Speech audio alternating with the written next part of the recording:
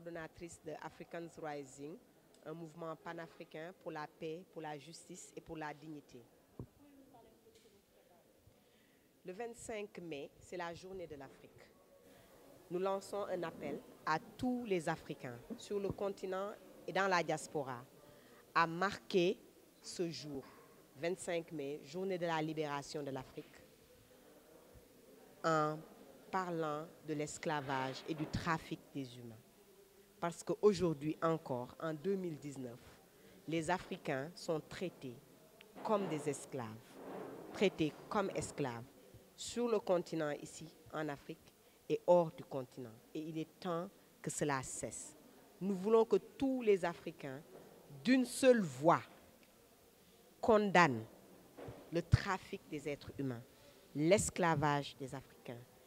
qu'ils mettent la pression sur leur gouvernement, sur les business, sur les organisations de la société civile, sur toutes les personnes qui peuvent dire ou faire quelque chose pour que l'on arrête cette calamité. Madame Touré, tout à l'heure, en intervenant, vous avez donné l'exemple de cette jeune femme-là en Gambie qui vous a offert quand même son histoire, qui a partagé avec vous ce qu'elle a vécu comme calvaire. Est-ce que c'était là le déclic pour le choix de ce thème ou est-ce que c'est le choix du thème qui vous a conduit à cette femme-là? Alors, je dirais que ce sont les deux. Cette femme, Fatou Diagne, elle est membre de Africans Rising. Et son mouvement qui travaille contre l'esclavage et le trafic des humains, elle s'est toujours battue. Elle a montré son histoire, elle en a parlé pour faire comprendre aux gens l'urgence de ce fléau. En l'écoutant et bien sûr en discutant avec d'autres membres d'Africans Rising, nous avons jugé opportun. Parce qu'aujourd'hui, c'est quelque chose, cette année au moins, c'est apparu plusieurs fois dans les médias. À différents moments, il y a eu des cris d'alarme pour dire que c'est incroyable qu'en 2019, des êtres humains soient traités de cette sorte. Nous nous sommes dit, en tant qu'Africains, c'est nous qui pouvons faire la différence. C'est nous qui pouvons changer les choses. Nous ne pouvons pas attendre que d'autres personnes viennent nous libérer. Et dans ces pays que vous avez cités, c'est un phénomène qui n'est pas forcément connu. Vous l'avez d'ailleurs dit, la dame, elle a énuméré le fait que les gens ne sont pas au courant. Donc comment lutter contre quelque chose qu'on ne sait pas ou qu'on ne connaît pas? La première chose, c'est de divulguer le message. Et nous avons besoin d'amplificateurs de ces voix, de ces histoires, des choses qui se sont passées, pour que les gens puissent savoir les risques qu'ils encourent, ce qui se passe réellement dans ces Eldorado qu'on leur promet, que le trafic des humains existe bel et bien, que l'esclavage n'est pas une activité d'un autre siècle ou d'un autre temps, c'est une activité qui existe aujourd'hui, qu'il y a bien sûr des personnes qui en bénéficient, mais les plus grands perdants, ce sont les Africains et ce sont ceux qui sont victimes de la traite. Pouvez-vous revenir sur les quelques accords signés par certains États africains dans ce cadre-là? Tout à fait. Nous avons appris que des États africains signent des accords avec des pays pour envoyer des jeunes pour travailler. Mais lorsqu'on sait que dans certains de ces pays, il y a des pratiques d'esclavage pour les Africains, c'est risqué d'envoyer des jeunes dans des endroits où nous savons que la pratique de l'esclavage existe toujours. Donc nos États ne doivent pas signer de contrat, ce type de contrat d'envoyer des jeunes, tant que dans ces pays-là, il y a une pratique d'esclavage. Donc pour nous, c'est de la responsabilité de nos États de sécuriser nos enfants.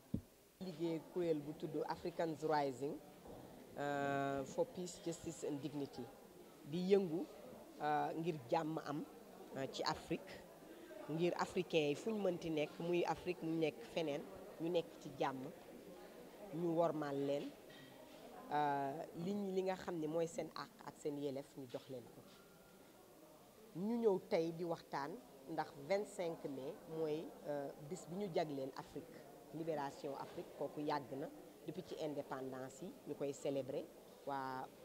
Union africaine di ko célébrer. Ñuy woote di laaj kuréel yépp ku nekk ci li ngay yëngu ak ci li nga mën nga wax ci mbir mi ñuy woowee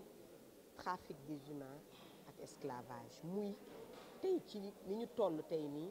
mu am ay nit yoo xam ne dañ leen jàpp ba tey def leen jaam ñu yaakaar ni weesu nañu loolu waratuñu woon toog ba tey ñu naan ay nit ku ñuul def nañ leen jaam loolu dañu foogoon ni loolu ci bu njëkk la woon waaye ci li ñu xam suñu xam-xam goo xam ne dafa gàtt te dëgg-dëgg bari na ci Afrique dañu xam ne sunu mbokk yi sunu doom yi sunu xaleel yi dañuy jóge fii di dem ay nit di leen dig ay liggéey ay place ñu yaakaar di dem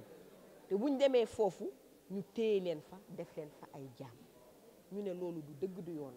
war nañ cee wax benn nit ñi yëg ko xam ko ñaar sunu nguur yeeg ñi nga xam ne ñoo ñu mën a jàppale ñoo ñu jug xeex ko def ci li ci war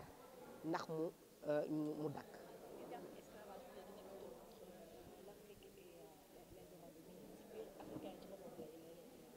waaw loolu moom yàgg na fi njaam boo xam ne ba tey nga ñëw fii dem fu mel na Mauritanie wala Niger wala Mali wala même si Sénégal ay nit ñoo xam ne dañuy juddu fekk seen mbokk yi ñu téye leen comme jaam ñoom it ñu des ci loolu mais loolu du dëgg du yoon dañu nekk ci jamono joo xam ne fi mu ne ni laaj na ku ne nga moom sa bopp tollootuñu fa nga xamee ni dañu war a jël yii nit ñu nekk jaam pour yeneen nit loolu waratul nekk. léegi sa gis-gis lan moo waral loolu si gouvernement yi la wala si ñan la. ah ki nga xam ni moom dañ koo def jaam dafa di amul dooleem bu amoon doole du nekk jaam kon ñun suñu responsabilité la ñun ñëpp muy ñun ñi nekk ci média yi ñu nekk ñi nekk ci société yi ñi nekk ci gouvernement ku nekk la nga mën def parce que ñun ñoo fi ne teewee ko buñ ci waxul wala defuñu ci dafa mel na ñun dañ ko nangu ak dañ cee bokk bu esclavage mënee am tey ñu jël ay nit ku ñuul di leen def ay esclave dafa di ñu bari ñoo xam ne waroon nañ cee mën a wax war a mën cee defuñu ko loolu moo tax mu mën a ne waaye bu ko ñëpp bañoon benn yoon du mën a ne.